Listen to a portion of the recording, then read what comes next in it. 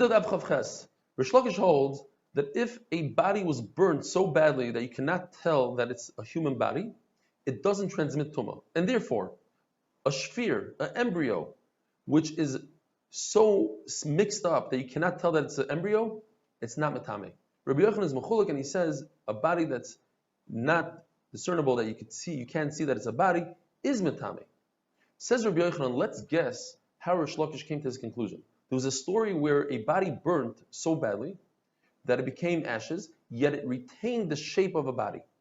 And Chachamim paskin that the house that the body was in is tamei, and all the doorways that are 4 by 4 tefachim are also tamei. Anything less than 4 by 4 is tar. Why? Because since you could take the body out of those doorways are tamei, and everything but beyond the doorway, within the lentil, is also tamei. You could be medaik perhaps. That's only because the body was intact. It looked like a body. But if it was like in Rish Lakish's case, where you couldn't discern that it's a body, then the doorways wouldn't be tamei. Says Rabbi Yochanan, but you could be medaik the exact opposite. The reason why the smaller doorways are tar is because the body was intact, and you cannot take that body out of the smaller doorways. But let's say the body was in such bad shape that you couldn't discern that it's a body, then those smaller doorways would be tamei. Like I say, that even a body that doesn't have a form is tamei because you could take out the pieces, the smaller pieces, through the smaller doorway. Where did Rabbi Yochanan come up with his psak that a body that doesn't have a form is tamei? From Rabbi Eliezer. Rabbi Eliezer says that ashes of a dead person are metame with a shear of reva hakav. That means even if it doesn't have a form, it's still metame. Now, how is it possible that if a body burns so badly that it's in ashes that it retains its form, it should fall flat on the floor and shouldn't have any form? There's a couple of answers the Gemara says. Either they put a form in the shape of a human body, and they put the body in there and burnt it, and therefore retained its form. Either the form was made out of marble or it was made out of leather. Ravina doesn't like that. He says, well, that's not considered a form of a body. That's the form, the exterior form made out of marble that's containing the form, but it's not the human containing his own form. Says Ravina, therefore we have to talk about a situation where the body was charred, like a coal.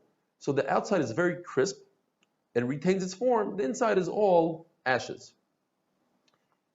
A woman who miscarries a hand, we say that the hand came initially from an entire fetus, and therefore it's as if she gave birth to a whole fetus, and she's a tmeya yoledes. And we don't say that perhaps this hand came from an incomplete fetus, and if it's incomplete, she's not tamei. Now, on the other hand, even though we say that she's tamei as a yoledes, and she must bring a carbon, and the carbon can be eaten because it's a certain birth, she does not receive yemei toyar. That is, she doesn't get 33 days of toyar, even if she sees down that she's mutter to her husband for a zachar, 66 for nekeva. Why? Because you start counting yemei toyar when most of the body comes out, most of the fetus. Now we don't know when it came out. Perhaps it came out in small pieces and she didn't know about it, and it came out way before the hand came out, and her yemei toyar started way earlier, and the days are over. Midrabanan, a birth is considered a birth once the hand reaches outside of its mother. And there's an asmach in the pasuk. It says by Tamar, "V'yihi belidito v'ayiten yad." As soon as she gave birth with the hand, so the hand is the birth.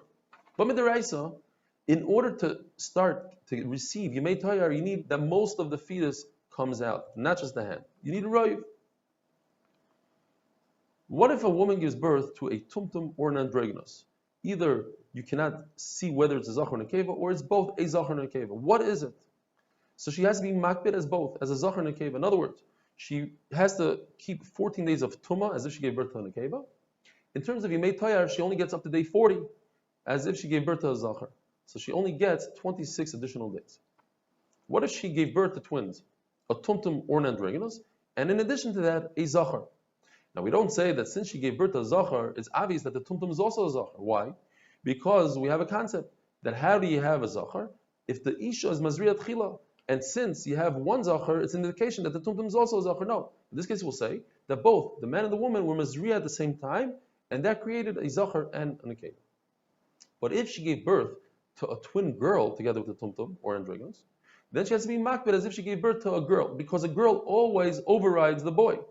In other words, she would always have to keep 14 days of tumah and receive 66 days of tahara, regardless of what the twin is. Even if she had a 100% zachar twin, she would also receive 66 days of tahara.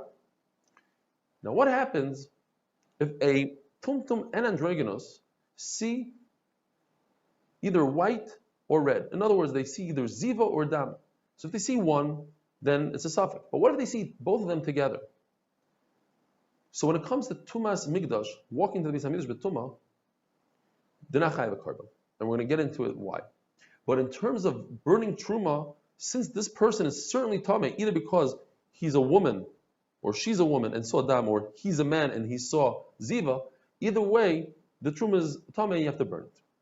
When it comes to the words hazachar v'nekeva, there's three parshas in the Torah that mention it: by truma, by erechin, and by tumas migdash. When it comes to tumas migdash, we learn 5 things from there. From the fact that the Torah doesn't say adam, the Torah says zachar v'nekeva, we learn that if there's a kli cheres, there's earthenware that's tamei inside the Beis Hamikdash, you don't have to remove it from the Beis Hamikdash. On the other hand, if the kli is mateches, it's metal, you must remove it from the Beis Hamikdash because it says in the pasuk mikol tamei lo nefesh. But since the Torah says zachar v'nekeva, that comes to exclude a tumtum v'androginus, not a zachar v'nekeva. That means that if a tumtum v'androginus become tamei in the Beis Hamikdash, you don't have to remove them from the Beis Hamikdash. But that's only if that tumah resulted from a tumah that comes from their own body, like ziva and niddah. But if they touch the dead person or a sheretz, then they must leave the Beis Hamikdash. That we learn from the word mizachar. It came from the zachar. And finally, it says mizachar ad nekeva. The word ad, we learn that any tumah that can be tar in a mikvah must be removed from the Beis Hamikdash. Ula says I have a different shot. Rebbe Eliezer holds that in order to become tamei from a sheretz or an avela, you need to know what you became tamei from. If you have no idea, you think you might have been tamei from a sheretz or an avela, you're not tamei. So too over here, if you have no idea if you became tamei from the ziva or the niddah, you're not tamei. Rebbe Kiva is mechulik and says you don't have to know where the source of tumah is from.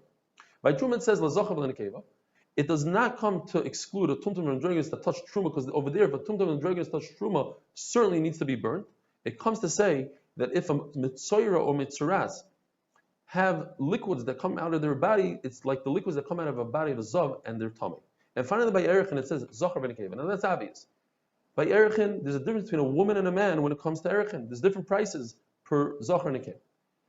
The fact that the Torah says v'im nekeva is to tell us that a tumtum and androgynos are not in the whole parsha of erechin. Have a wonderful day.